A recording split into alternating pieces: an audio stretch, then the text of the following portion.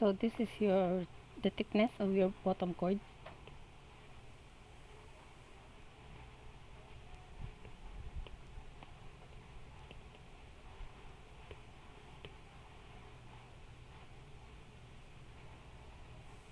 So meron kang dalawa, 'di ba? Isang bottom cord and dalawang web bar. So yung first web bar natin is pa ganito.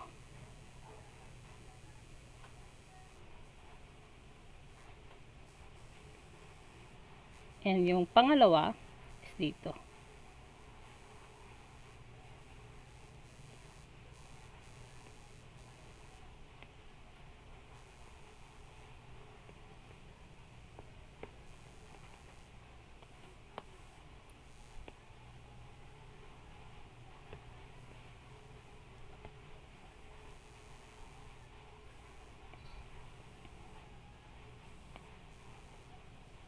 Then yung remaining height.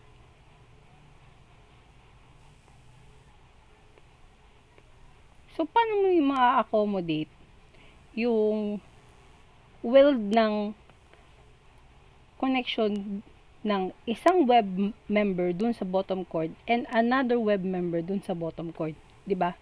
Kung magre-require yan ng mahabang weld length based dun sa design, saan mo ilalagay yung weld mo kung ganito lang yung space mo na available, okay?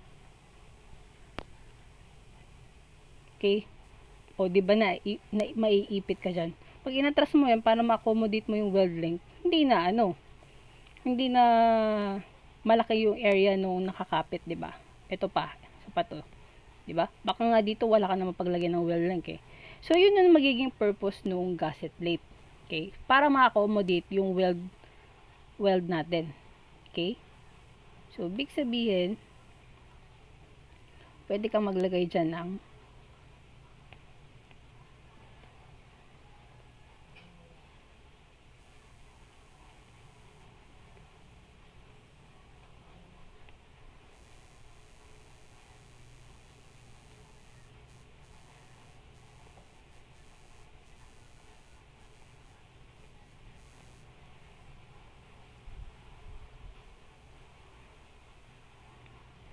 So, para ma-accommodate, lagay tayo dito ng gusset plate na ganito. Bayin ko na lang. Sige. Yan. Yan. And yan. Okay. Tapos, ganyan. So, para magiging shape niya, parang pa ganito.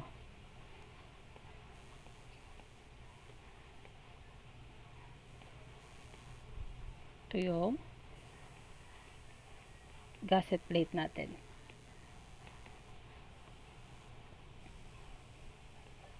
Ngayon, dahil may gusset plate na tayo, pwede na nating ma-accommodate yung weld lang na kailangan. Okay, so pwede mo na siyang connect dito.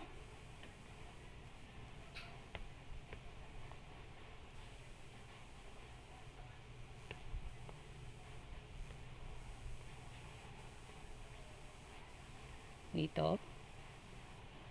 Or kahit hindi mo na ilagay sa i-weld dun sa ano. Pwede din dito. Or pwede mo na nga putulin yung ano eh. Yung ating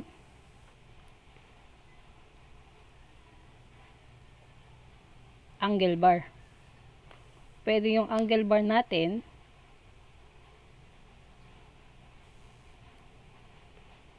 okay. So ito yung gusset plate. Ito yung bottom cord.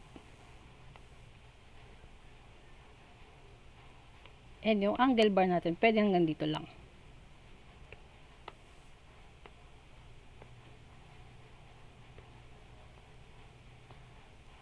Okay. Hindi mo pwedeng putulin yan ng pa-diagonal ng ano natin, di ba? So, ang usually ginagawa or yung madalas na ginagawa is puputulin mo siya ng perpendicular. So, ang angle mo ay magiging ganito. Okay? So, ayan.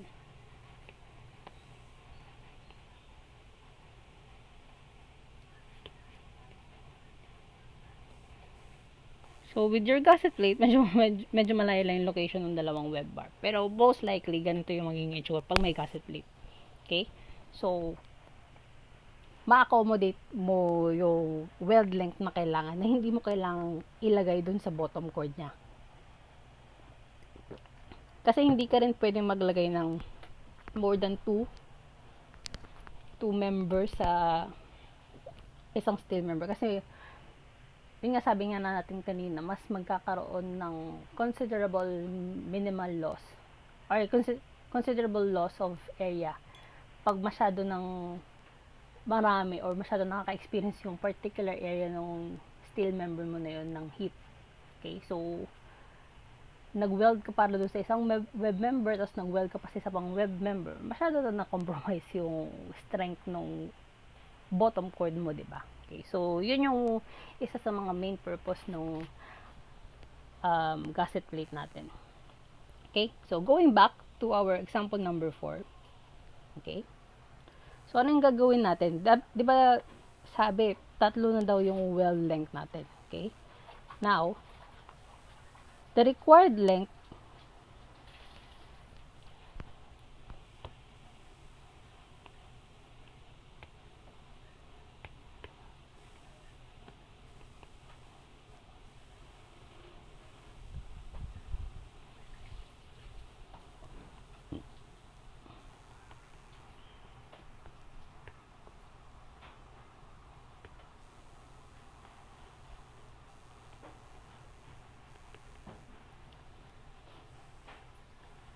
from example number 3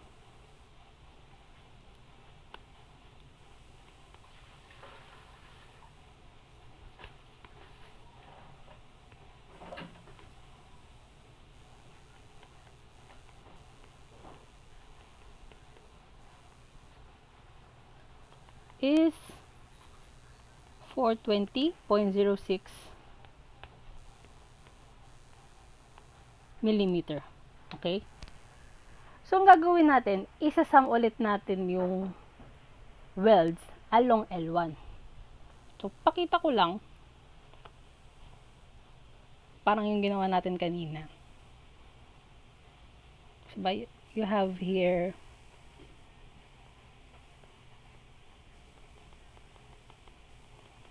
the length ng L1.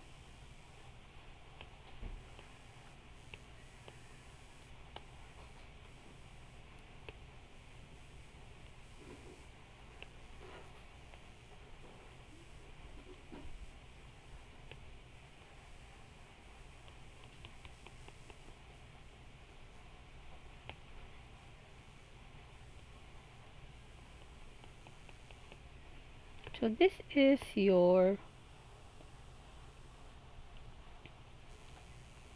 L1, your L2, and your LT. So, kung isasum natin yung moments, again, along L1,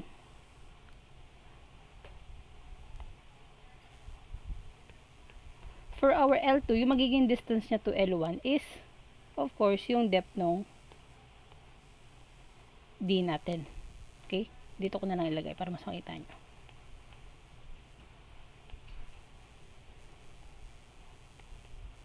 Dito, D. Yung depth ng angle natin. And yung magiging distance naman for L3 is of course from the centroid ng L3 natin. Which is yung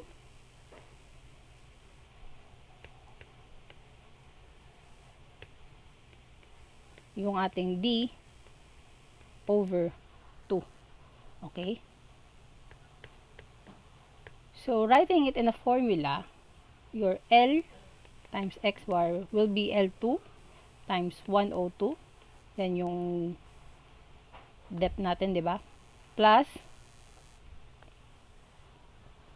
L3. Ano ba yung L3 natin? Di ba?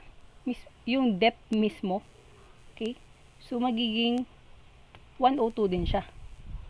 102 times distance of the centroid of L3 to L1, which is D over 2, or 102 over So, yung L2 natin, again, L2 yung unknown natin, ha? Kasi yung L given na tayo, eh. So, your L2 will be 420.06 times 27.4, value of X bar,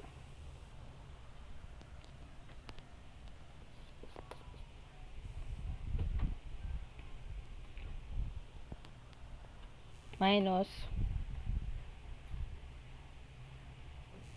102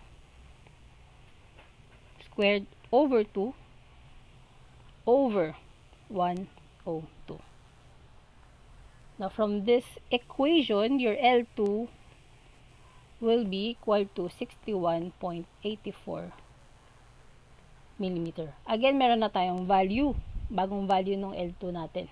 So, pwede na natin makuha yung value ni L1 from deducting L2 and L3, which is 102 to length or total length or yung L. Okay, again, so your L1 will be L minus L2 minus 102, which is equal to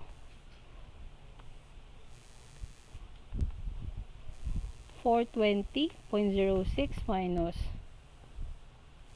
61.84 minus 102. Okay, that should be equal to 256 millimeter. So, yan yung value ng L1 natin. Okay, now for the final drawing, okay, so yung L1 natin sa may L1 natin, ito, di ba? This is your L1. Again, your L1 will be for a while.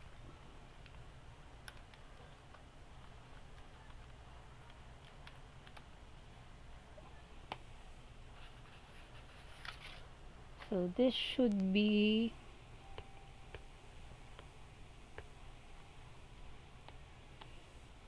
for our L1, you have here 6 and 2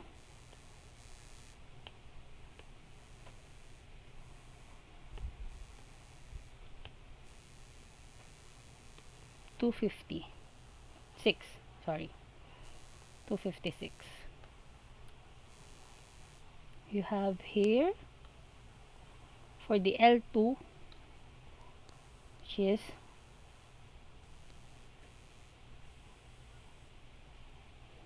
61.84, diba? So, pwede na natin i-round up siya. Round up na lang natin to 70.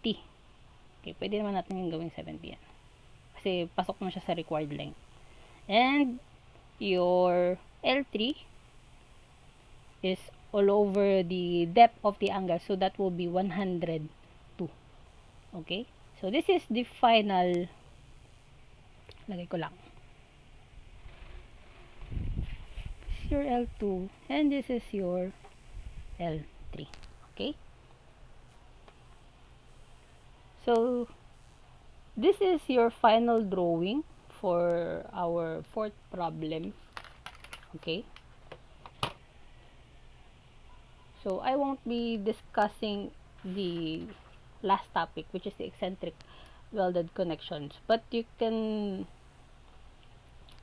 read topics about the eccentric welded connections sa references natin. And, hindi ko na rin man siya ibibigay sa ano natin sa quiz natin. Okay? So, thank you.